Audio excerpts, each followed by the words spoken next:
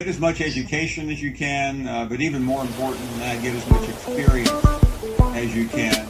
Quarterback position is so deep. I don't know who's going to win the job, but And if you win your conference now, you're basically automatically in the 12 team playoff, but you can't.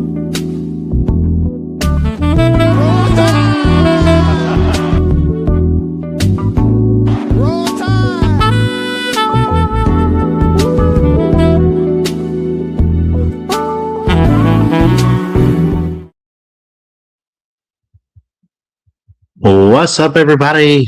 Ballard here checking in. Christian Ballard, that is, here at Ballard Sports Media. Hit that thumbs up, hit that subscribe button. Figured I'd switch it up a little bit. Got myself, I don't have a green screen, but you can use the effect on here. So I figured I'd use football background. I also am at the point of the off season where I'm watching last year's games, not for research or anything, but just to kill time. I'm like just straight up watching football already. I got on Tennessee and Georgia from last year. I think, what was it, 44-41? I know Georgia won it. I don't remember how the game ended though. I think they ended with the pick if I recall. Tennessee was like driving down the field trying to get in field goal range, something like that. Or I think maybe they missed the kick. I don't know. I got it on. I'm gonna see.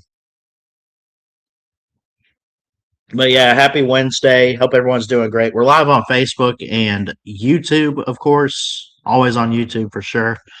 Um, what's up, Nate? Good to see you in here. We had Lawn Tractor Life, our buddy Millis Vanillis earlier. I did drop the StreamYard link if you guys want to be a part of the show. I want to look at um, our topics. We'll take calls, we'll hang out, whatever, like we usually do. But we want to look at the top 10 revenge games in college football this year for 2026. And then also, I got 247 pulled up, top football recruits, and then the rankings for each SEC team. We'll go probably not team by team, but I am curious about some of these freshmen. Do we think anyone's going to really get a chance to start? I know I'm the one that really likes recruiting. There's a lot of people in this community that probably don't follow it as close. Um, but we'll see. We'll see. I definitely would have some insight on Alabama. We'll get to it, but I don't. I don't really know if there's a freshman right away that would start or see a lot of playing time for Alabama. Maybe there's a receiver, but again, we'll get to it. We'll get down to it. Let's get into the show. We'll do the freshman thing a little bit later, and we'll hang out and stuff too throughout the show. But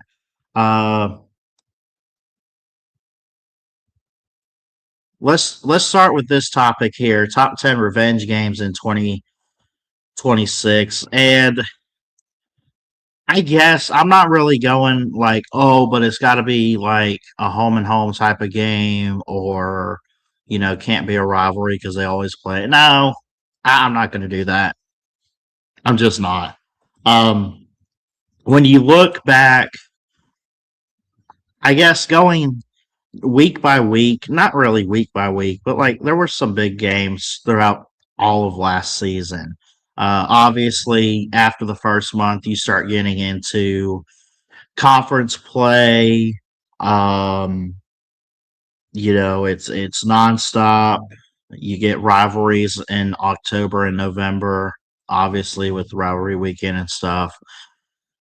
It's it is interesting with some home and homes or 2 game series. At least I think one of these is a 2 game series. But like for example, Auburn beat Baylor in Waco last year 38-24. That game was supposed to be scheduled this year for Auburn, Alabama, but they moved it over to a neutral site over in Atlanta at Mercedes-Benz, which, I'm sure Auburn has no issue with that too much. Baylor has no issue with that either.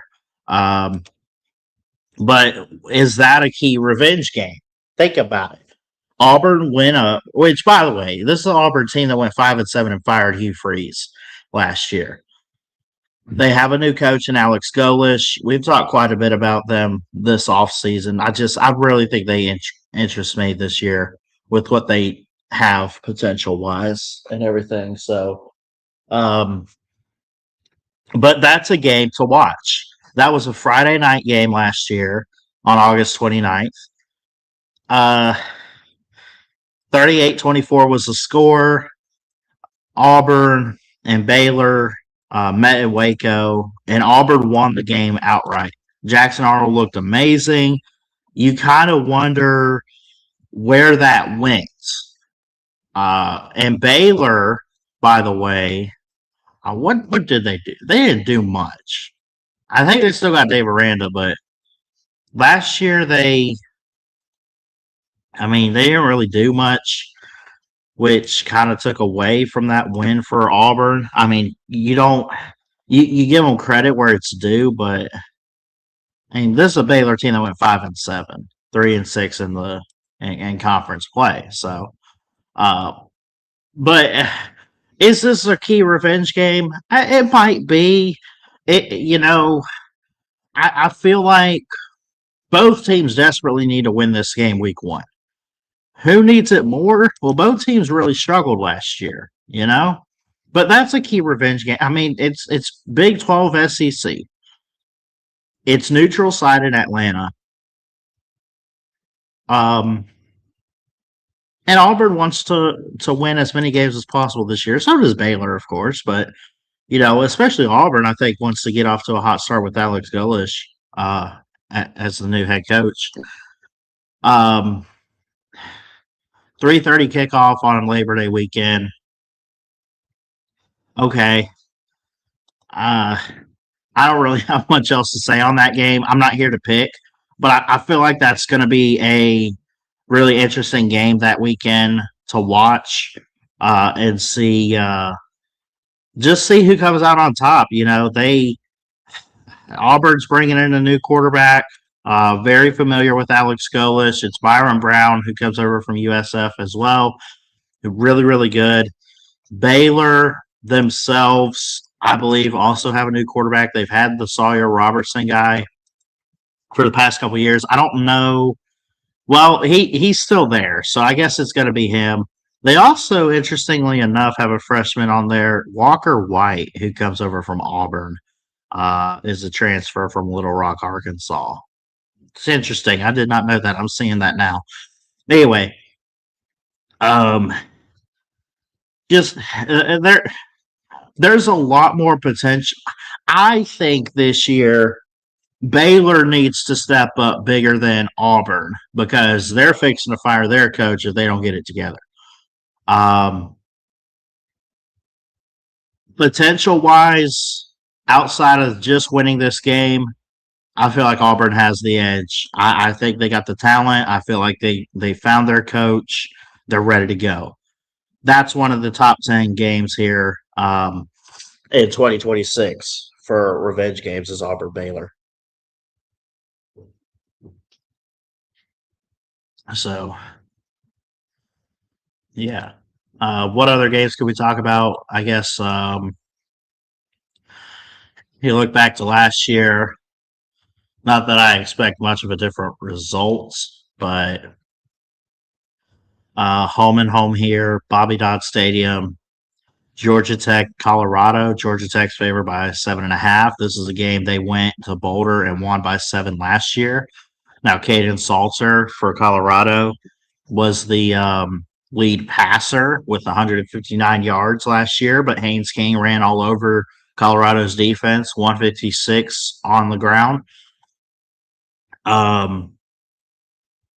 Georgia Tech lost a quarterback, Aaron Philo, to Florida. So he's gone. Haynes King is back. Last time I checked. I could be wrong. Hold on. No, he's gone. No, Philo. I'm sorry. They did lose They did lose a quarterback to Florida, right? I thought they did. I thought it was Aaron Philo. He is listed um, on the roster for this year. So I apologize. I don't know. Y'all know me. I'm more on the SEC and Alabama side of things, but I love talking it up no matter who the team is. Y'all can help me out on this stuff if you want to. Ben Guthrie, Graham Knowles, Aaron Philo, Grady Adamson. He got 4 guys listed on the roster, but one of them is Aaron Philo. Hey, Ron. So a lot of good freshman running backs and receivers here. They should be experienced as far as I'm concerned up front in the trenches on the offensive line. They'll have a couple different weapons this year. So hold on, Charlie, come here, girl. All right. So, but yeah, I mean, put aside the roster and everything. You got Dion versus Brent Key in this game. I think Brent Key's a better coach. Now, I say that. I always try to do this, and I try to give credit where it's due. Deion Sanders was a hell of an NFL player. He was great in college and everything. Prime time Deion Sanders. He was amazing. He's a stud. He knows football. And I'm not even going to sit here and say he can't coach Colorado. I feel like with Deion, it's like you had the thing with his kids, they were there and he was being Daddy Deion and everything like that. Now they're gone. Now he's got to step up with these new players. He does have cancer, although actually I think it came out he's cancer free. So praise God for that. But at least I saw in a source. But I don't know, man. Like, there's a lot of people that say Deion's a really bad head coach right now in terms of he just doesn't know what he's doing or his philosophy or anything like that. He's a big believer in the Lord and everything, and I credit him for that. That's awesome. And I am too. But me personally on Deion Sanders, I think he knows football. I think this is a make or break year, though, in 2026 to show if he's still got it to even coach football. Thought he did great at Jackson State. He did amazing, I thought. Then he comes over to the Power 4. Of course, the first year Colorado was in the Pac-12. But, now in the Big 12, it's a step up and everything. And it's going to get tougher each and every year. The recruiting, I got to look at it. But for a while, he was doing pretty good. He was pulling in the players. He was using the portal. He's got to put it on the field. The schedule's got to set up nice for them. But I'm not going to sit here and say it's out of possibility to hit 7 or 8 wins for Colorado. It's just predicting it, and I've already done a prediction for them. I don't know. I feel like they're that team that I have to see it happen before I tell you that it's going to happen, right? I have to see it to believe it. But they could beat Georgia Tech. They could. Again, this game this year is at Bobby Dodd. Georgia Tech's already favored by 7.5. It's got to be a night game on a Thursday. So, I mean, look, man, they got a chance. Colorado, not for the playoff, probably not even for the Big 12 title, but 8 or 9 wins, pushing for something like that, making a bowl. They got a good chance to do it. But if you want to help yourselves out, you go on the road and beat Georgia Tech. Both of these teams taking steps back this year. Now, well, I say that I think Tech's going to take steps back. I think this is a year where I'm not saying they will, but I'm saying they have to. Colorado has to take steps forward in 2026. My personal opinion.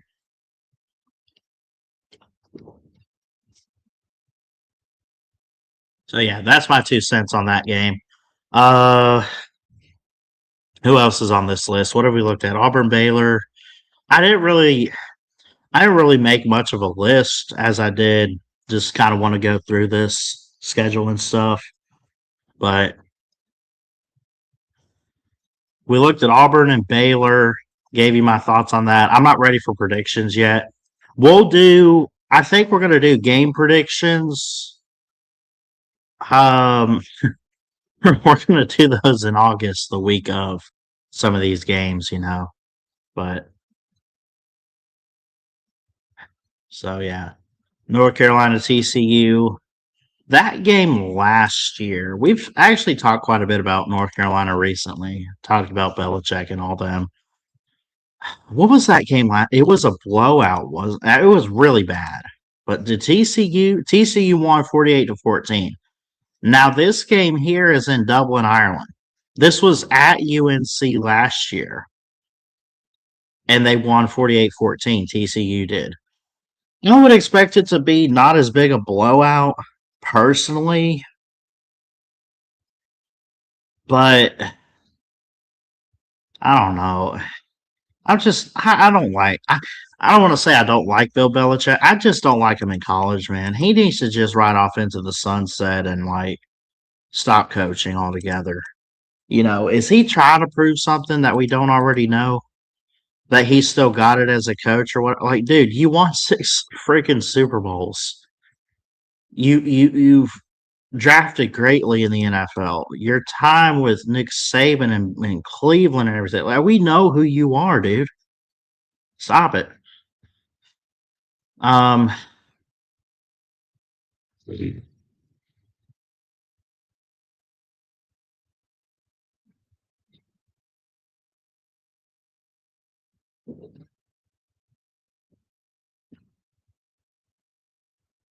Anyway, that could be another revenge game there. Like I said, I had a hard time. I've been so busy this week with I haven't really made an actual list on this stuff, but let's go. Let's look at week 2. Is there any revenge in week 2 here? Missouri and Kansas. That's a big time. It's like the border showdown. It's a big rivalry.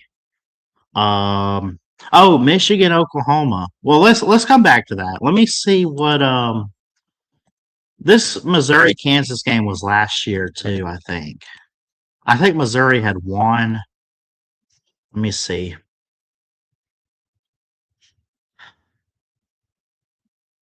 Missouri won 42-31 in Columbia, Missouri. So that's kind of a revenge game there. Now, I don't think Kansas is going to win, but I'd circle it. I mean, look, it is at Kansas. It's a night game on a Friday on September 11th at 8 o'clock. I mean, could they win that? I'm pretty high on Missouri this year. I don't think they're going to win the SEC or anything. The spread's open at 7 in favor of the Tigers. But again, it's a night game in Kansas at David Booth Memorial Stadium in Lawrence. It's a we'll see kind of thing. I would expect Drinkwitz to be ready to go this year, but Kansas is looking like they're historically not that good. They're a basketball program. They're a basketball school. Maybe a couple other sports here or there. I'm not sure. However, Kansas of late in football has looked miles better than what we're accustomed to seeing 10, 20, 30 years ago. That's facts. But that could be a good revenge game. Oklahoma and Michigan. That reminds me. Did I not already make a video on these revenge games? I probably did. But that spread's already out 2.5 in favor of Michigan. It's a big noon kickoff at the Big House. And I believe Oklahoma was at 24-13. We did a game recap last year, but I think it was like 24-13. Oklahoma had won it in Norman last year as a night game. that could be another good game to watch. I'd put it on the list of revenge games. I'll have to. What I'll do, since I didn't fully make the list for the show, I think I'll go through the schedule and I'll probably put it like a tweet out or something later. But yeah, there's that.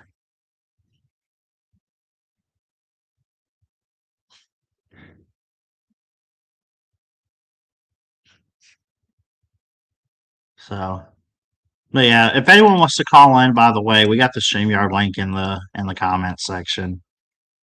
We'll take some calls, hang out, all that good stuff. It's up to you guys. I'd love to have you guys on. You don't have to be on camera like me.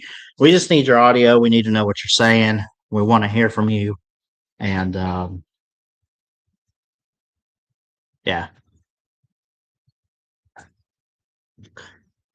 So I'm trying to think.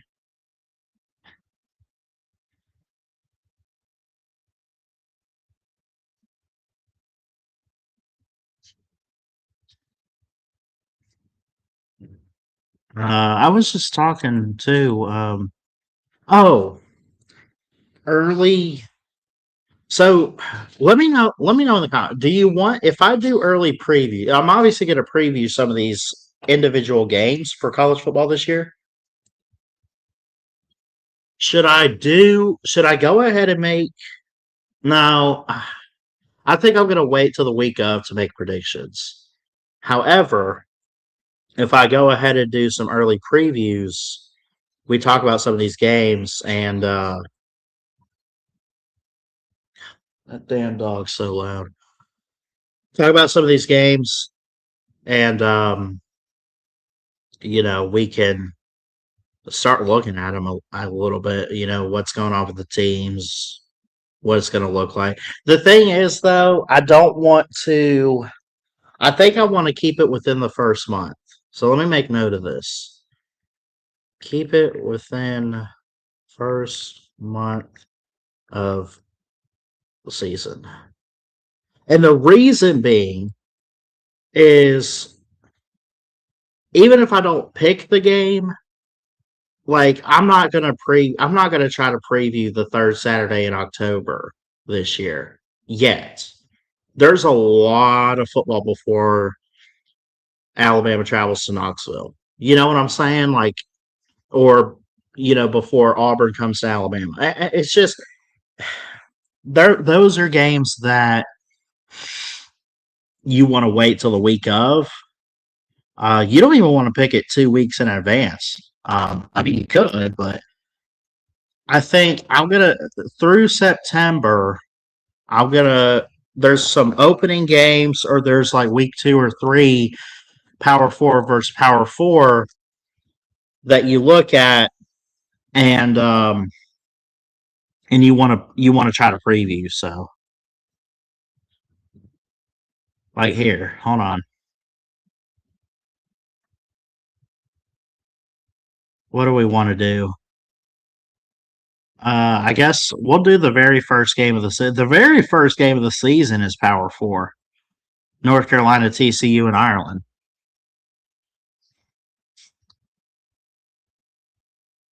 Early preview, CFP. Okay.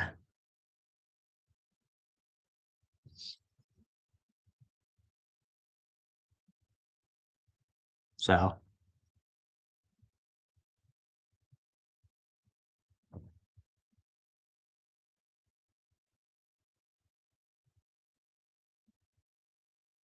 I guess I could get back to some recruiting talk. What about Georgia's freshmen? They got a 5. They only got one. It looks like they only had one 5-star from this past class. That who knows? Maybe he'll play. He's from Dyke, Virginia, Blue Ridge School. Valdon Sohn is a defensive lineman 5-star. Caden Prothrow is a tight end, a 4-star from Bowdoin, Georgia. Akeen Ogboku from Garner, North Carolina, offensive tackle. Caden Harris, Craig Dandrin, PJ Dean. Yeah. Justice Fitzpatrick Kind of a steal there. He is the brother of former Alabama safety Minka Fitzpatrick, who's been with a couple different teams in the NFL. I think he started with the Dolphins, went to the Steelers. I don't think Minka retired. Is he still playing? Let me see. What is he at now? Minka Fitzpatrick. New York Jets. He was drafted by the Dolphins in 2018. He's with the Jets right now, so that's cool. Happy for him. But yeah. So Kamari Brooks is an edge. Zach Fort is a safety. They got two safeties. A lot of freshmen on the offensive line, though. Some of these guys might see some playing time, might start. I don't know. Again, I'm not Kirby Smart. I'm not going to tell you who's going to start for Georgia or who's not. Georgia, top 10 class, though, number 9 in the country. Kind of one of their lower classes. They're usually top 5 or just outside the top 5. They finished at number 9, which isn't bad, but, you know. I'm curious about these first 3 quarterbacks, that got signed. So Houston got the number 1 overall player, who's a number 1 overall quarterback too, from Spring, Texas. And Kayshawn Henderson is a 5-star. So Jared Curtis was to Vandy. He's the 5-star that flipped from Georgia, stayed home. He's from Nashville, went to Nashville Christian. Faison Brandon from Grimsley in Greensboro, North Carolina, is a 5-star to Tennessee quarterback. Lamar Brown is an edge from Baton Rouge, stays home, 5-star to LSU. Kenny Pepe from IMG Academy here in Florida is an offensive tackle to USC. So those are some of the top freshmen in the country, but at the same time, again, keeping an eye on some of the SEC guys. The overall player for the SEC is Jared Curtis, and he's going to Vandy. Then their rival Tennessee picked up Faison Brandon. He's number 3 overall. LSU, I mentioned, got that offensive tackle. They also got a defensive lineman, Richard Anderson from New Orleans, as a 5-star. Tennessee got TK Keys as a wide receiver from Hattiesburg, Mississippi. Jermaine Bishop, 5-star from Willis, Texas, a defensive tackle, whatever, 5-star to the Longhorns. Alabama got Xavier Griffin. We're excited about him. I don't know if he'll play or start. Might see a little bit of time. We also got the 5-star running back E.J. Crowell from Jackson, Alabama. Brandon Arrington, a corner to Texas A&M, is a 5-star. A lot of 5-stars. Gabriel Osenda is a 5-star offensive tackle to Tennessee. Georgia's Valdon Sohn, I mentioned him briefly a minute ago, defensive lineman, 5-star. Then you get into some 4-stars, Jet Tamala for Alabama, the quarterback, Jira Edwards, our safety. TJ White is a 4-star linebacker from Jackson, Mississippi. He's committed and signed with Tennessee. There's a lot to love about these freshmen, I think, for the SEC. A lot of Tennessee guys, Texas, Georgia's done great. Alabama's done great. South Carolina's got a guy in Julian Walker from Irmo, South Carolina, an edge at 4-star.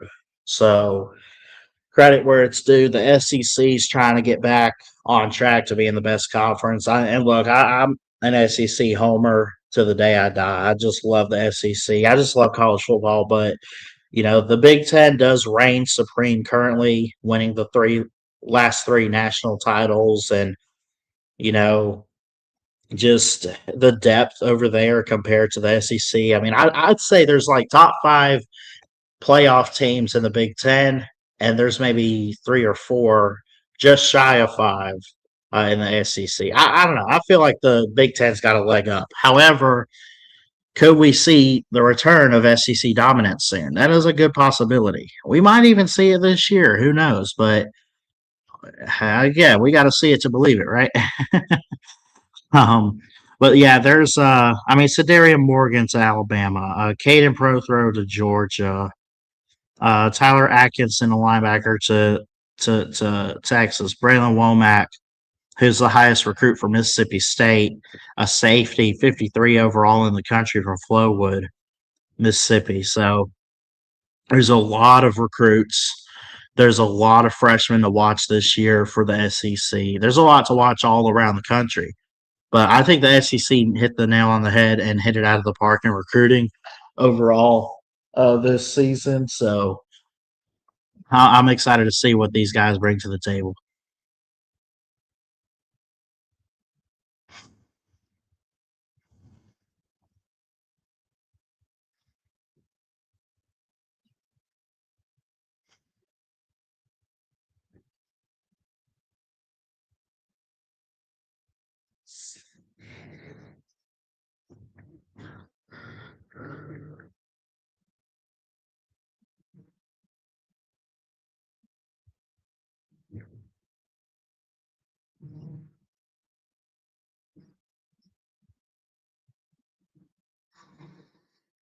Okay.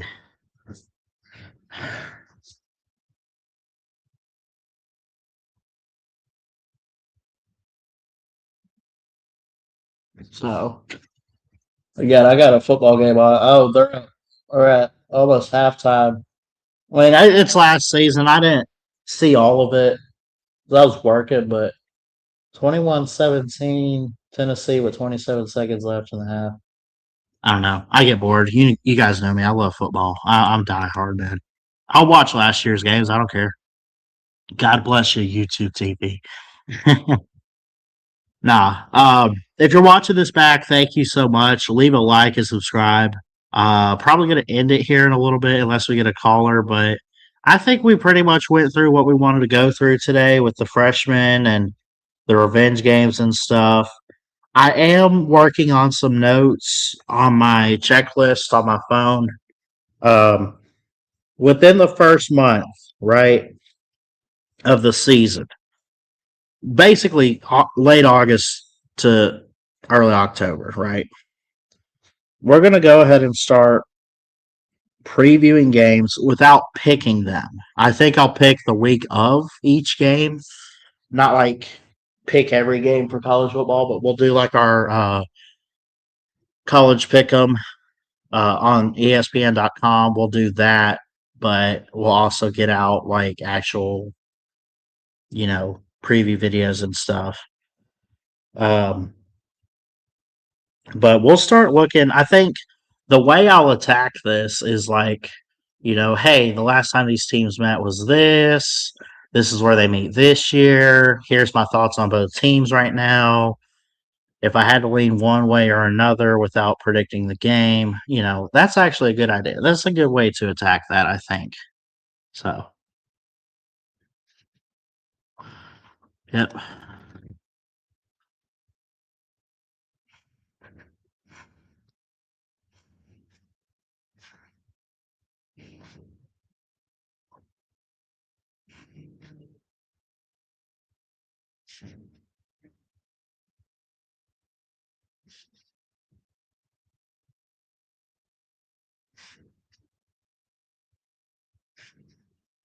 Anyway, we might get out a another Iowa stream today. We're trying to rebuild them on Dynasty and College Football 26. So we'll try to get those and get all that taken care of, I guess, and all that good stuff. So